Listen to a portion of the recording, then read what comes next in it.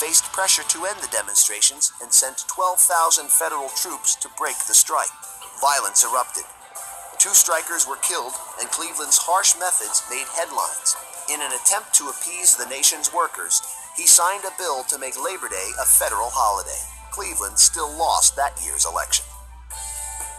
America's workers continued to gain power through the 1950s, when over a third of all labor forces were unionized. Labor Day had become a time to rally workers for safer conditions, fair pay, and benefits. Hey, you all, welcome back to the channel. I hope you all are having a great day. So, that was an excerpt from the history of Labor Day. I believe it's part of a program on the History Channel. I'll leave a full link in the description.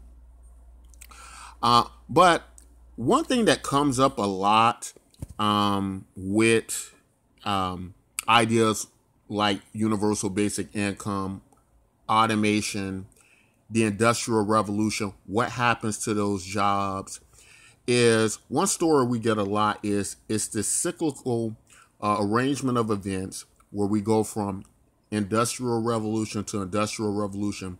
This would be the 4th interval of the Industrial Revolution. And what happens, right, is we get through that, we evolve, and we all become this adapted species to a new work environment.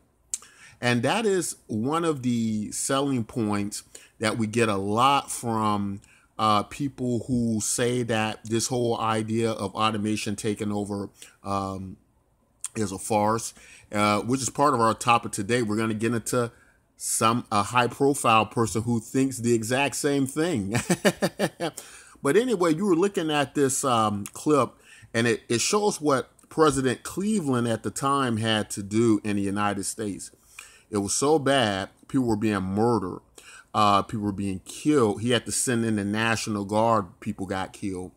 It just shows that the transition from the situation of automation, the problems in this adjustment to work conditions, job conditions, aren't this easy thing. It isn't this thing that just happens at ease and we don't have to do anything. People die.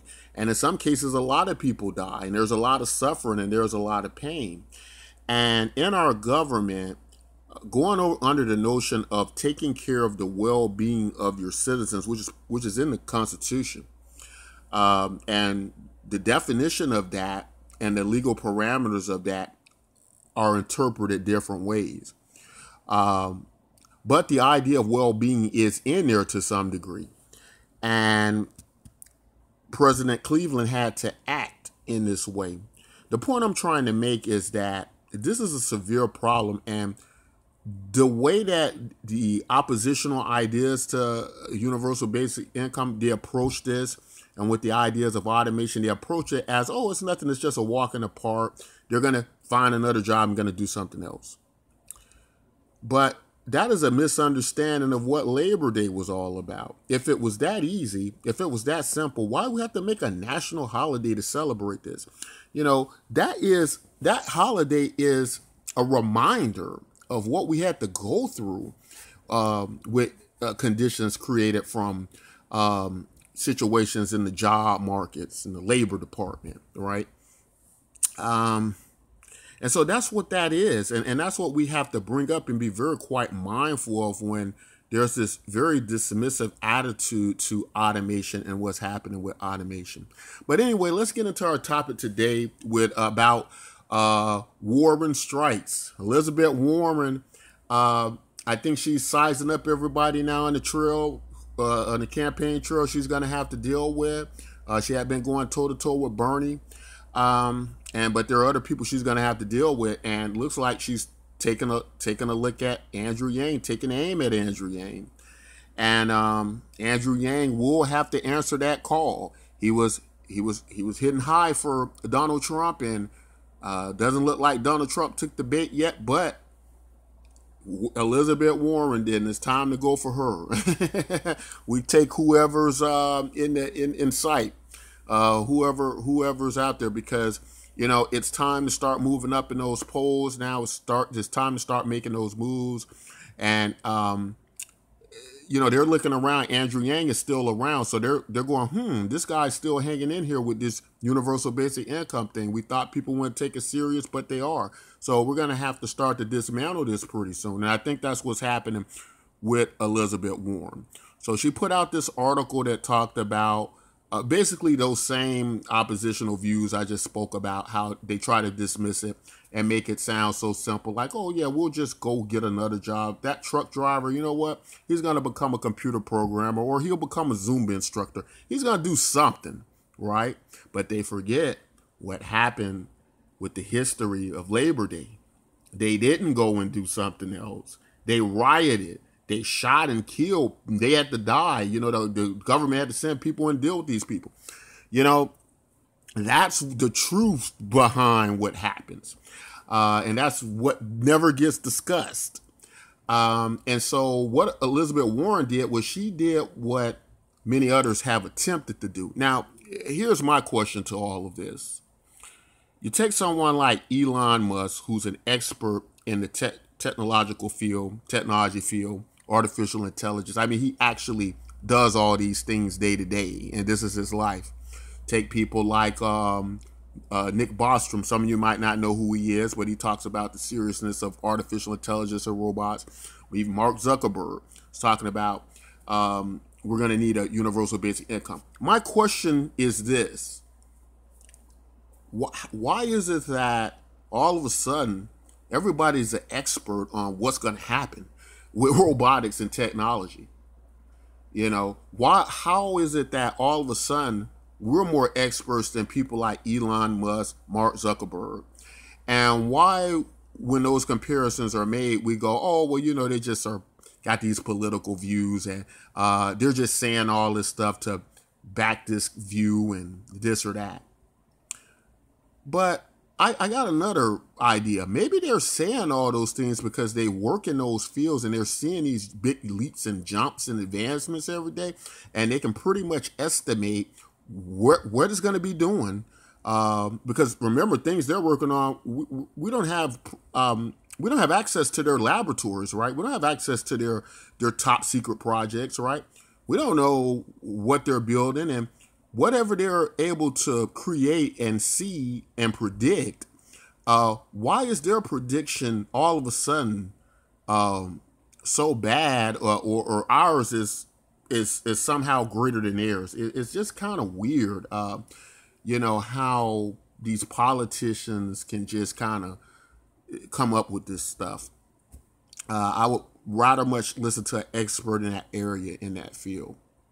But Elizabeth Warren has taken aim in that, and she's trying to go on that route. Now, I did make a prediction early on, and that is when members of the Democratic Party here, these candidates, see how good universal basic income works and that everybody wants that and they're jumping on board with that, they're going to jump ship, right? Because a lot of them are flip-floppers. And the history of Elizabeth Warren is pretty much that as well. She was a Republican who became a Democrat. So she has a lot of these view-changing situations that occur in her, and it doesn't give us a good foundation to or the area of confidence, I think, that many of us are looking for. I'm not going to even get into the Pocahontas thing and saying that debate-wise, I think Trump will destroy her. But, you know, I just don't see her being a strong candidate to go up against Trump at all. I know a lot of people like Elizabeth. Some of her policies I like. Some stuff I think is not going to give the result in the change I think we need. In fact, you know, of course, she doesn't address automation at all. But I just don't think she's going to have the strength and the movement to defeat Trump with her policy so far. I just don't believe she's going to be the one to be able to do that. But I think there's a good opportunity for Andrew Yang to respond back with force, you know, because it's time now. It's time to draw these people out. And Elizabeth Warren's not Donald Trump, but she's big enough. And I know A lot of it has to do with, you know, what you want to do in a situation like this. You don't want to attack other candidates. You want to try to move the platform along, but you know, it is going to come a time when they got to really differentiate from each other, and they got to cut through the mustard, because it's the American people's lives at stake here. You know, this isn't a political game for us, right? A lot of people depend on Andrew Yang winning this thing and getting us to the state we need to be in. Now, Elizabeth Warren is trying to attack the economy, which is what they're going to have to do now. I think she's going to be weak on that with Donald Trump, even if she did get the nomination. She's just now trying to make that case about the economy. And when people are working, you know, we have what's called narrow short-sightedness. You know, you can be working today, people can have a job today, that job could be gone tomorrow. So in their mindset, they're not seeing a recession down the road. They're just seeing the now. What can they do now? Is their job available now? What we're seeing is that this is going to hit us, and there are so many indications that a recession is coming. But again, it's kind of hard to convince Americans of that when they're able to work now.